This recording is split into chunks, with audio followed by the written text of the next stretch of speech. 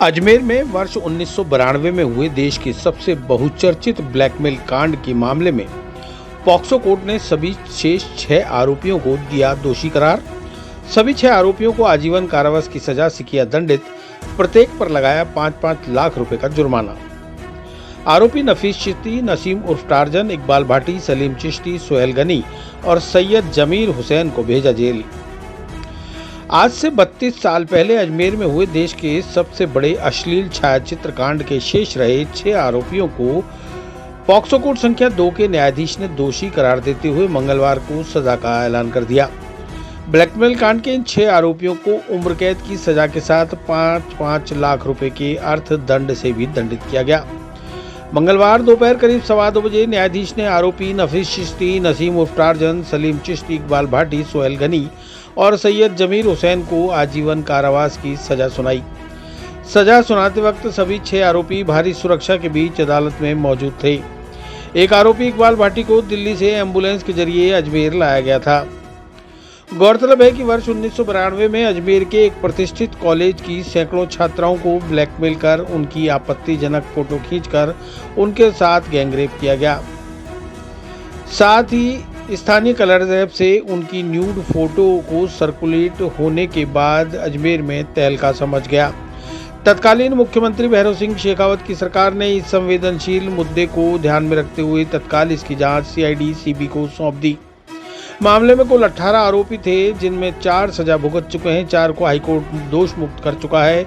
एक आरोपी फोटोग्राफर पुरुषोत्तम ने 30 साल पहले इस केस के दौरान ही खुदकुशी कर ली।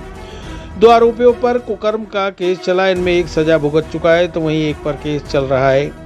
एक आरोपी अलमास महाराज शुरू से ही फरार चल रहा है, जिसके खिलाफ पुलिस रेड कॉर्नर नोटिस जारी कर चुकी है। बाकी 6 आरोपियों को आज सजा सुनाई गई। इस केस में 104 लोगों ने गवाही दी। 3 पीड़िताएं अपने बयान पर आखिर तक टिकी रहीं।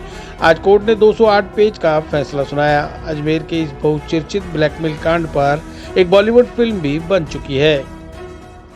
हाँ सर, आज न्यायालय ने फैसला सुनाया। अभी सभी 6 आरोपियों को माननीय न्यायालय ने आजीवन कारावास से दंडित किया है और 5 लाख रुपए प्रत्येक पर अर्थदंड लगाया है और जो अर्थदंड कुल 30 लाख रुपए होगा वो सभी पीड़ितों में बराबर बांटने का आदेश माननीय न्यायालय द्वारा दिया गया है। टोटल कितने आरोपी थे? अभी जो है टोटल प्रकरण में 18 आरोपी थे। आज 6 आरोपियों के विरुद्ध न्यायालय ने निर्णय सुनाया है और एक मुलजिम जो है अभी अलमास महाराज वो मफरूर है।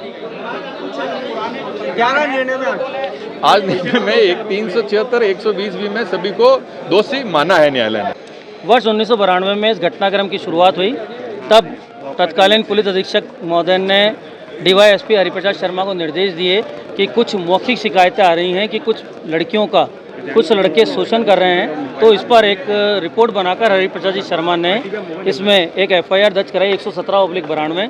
उस एफआईआर में 117/92 में ये आरोप लगाया गया कि कुछ लड़के अजमेर की कुछ लड़कियों को ब्लैकमेल कर रहे हैं, उनके स्कूल कॉलेज के बाहर जाके उनका शोषण करते हैं, उनकी फ़ोटो खींचते हैं और फ़ोटो खींचने के बाद में उनसे उनकी सहेलियों को और उनको दूसरी महिलाओं को फंसाने के लिए उनको उत्प्रेरित करते हैं। इन सब चीज़ों पर एक एफआईआर दर्ज होने के बाद 117/92 में तत्कालीन भैरव सिंह शेखावत की सरकार, जो बीजेपी की सरकार थी, उन्होंने सीआईडी सीबी को ये मामला सौंपा। सीआईडी सीबी ने इसमें जाँच की। जाँच के दौरान इसमें 8-9 आदमियों को आरोपी पाया गया, जिनमें अनवर चिश्ती और Naseem torsion, Kailash, Harish Putin, Farooq Chishti, शमशुर Maradona, पुरुषोत्तम वैसली, इन सब की गिरफ्तारी हुई। इन सब की गिरफ्तारी होने के बाद इनकी ट्रायल चली। ट्रायल चलने के दौरान पुरुषोत्तम उर्फ वैसली ने सुसाइड कर लिया, क्योंकि पुरुषोत्तम उर्फ वैसली पर आरोप था कि जो अजमेर कलर लैब में तत्कालीन फ़ोटो बनी थी, उस समय कंप्यूटराइज ज़माना नहीं था, तो वो उनके नेगेटिव तैयार करता था और डुप्लीकेट नेगेटिव भी तैयार किए। उन डुप्लीकेट नेगेटिव तैयार करने के दौरान उसने अपने मालिक हरीश तोलानी को नेगेटिव दिए, इसलिए हरीश तोलानी भी इसमें फ़ोटोज़ के लिए और उनके लिए मुलजिम रहा। बाद में इन सब लोगों को सज़ा हुई। पुरुषोत्तम वैसली ने सुसाइड किया अपनी वाइफ के साथ में, उसके लिए भी उन मुलजिमान पर दोबारा केस चला और बाद में उन सब मुलजिमान को कन्हैया लाल जी व्यास द्वारा आजीवन कारावास की सज़ा सुनाई गई। यहाँ से ये मैटर हाईकोर्ट गया, जिसमें 8 आदमियों को सज़ा हुई थी। 4 को हाईकोर्ट ने एक्विटल किया, 4 को कन्विक्शन अपील रखा। उन बाकी 4 आदमियों को सुप्रीम कोर्ट ने 10 साल की सज़ा भुगती हुई पे माना गया और उसी परिणाम स्वरूप 376 120 का इसमें एक जजमेंट रखा, जिसमें जजमेंट में 376 120 और 376 इन अलग अलग धाराओं में आजीवन कारावास की सज़ा का प्रावधान था, लेकिन सुप्रीम कोर्ट ने पाया कि 10 साल तक की सज़ा पर्याप्त है। माननीय न्यायालय ने भी आज जब हमने बहस की थी तो हमने कहा था कि साहब इसमें 10 साल तक की सज़ा हुई है। उन्होंने कहा वो सुप्रीम कोर्ट तक का फैसला था, इसलिए आपको ट्रायल कोर्ट में तो आजीवन कारावास की सज़ा देंगे। इसमें इन सभी मुल्जिमान को आजीवन कारावास की सज़ा दी गई, जिनके नसीम टार्जन, इकबाल भाटी, नफीस चिश्ती, सलीम और जमीर हुसैन और सोहेल गनी थे।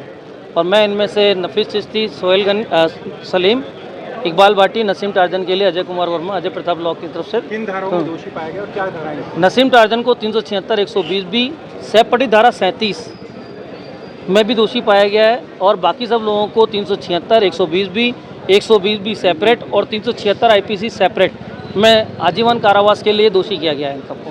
अगर ओवरऑल माने तो कितने आरोपी थे? और इसमें टोटल 10-15 आरोपी थे। पहले 8-9 की ट्रायल हो चुकी, 6 की ट्रायल अब हो गई। एक अलमास महाराज इसमें फरार चल रहा है, जिसके खिलाफ 299 में चार्जशीट पेश है। तो अब रेस्ट ऑफ द मैटर यही फैसला होना है।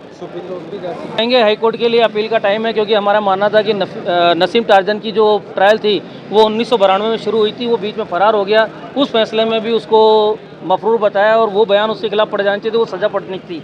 तो हमारा कहना था कि उसने 28 साल और ट्रायल भुगती है, तो उसका वो कन्विक्शन था। बाकी नफीस चिश्ती और दूसरे लोगों की आइडेंटिफिकेशन नहीं हुई, उनकी फ़ोटो पुलिस ने दिखाई, CID वालों ने फ़ोटो दिखा के पहचान कराई कोर्ट में। जब वो गार्ड लाती थी तब पहचान कराई। बयानों में पीड़िताओं ने कहा भी है कि हमें पुलिस वालों ने कहा कि इनकी पहचान कर लो और इनकी फ़ोटो तुम्हारे को देख के पहचाननी है। ये सारे बिंदु हैं, बहुत सारी बातें हैं कि जिसमें जाएंगे, सब मेजर थी। अब किस परिस्थिति में रहा है वो फाइल का अवलोकन करने वाली।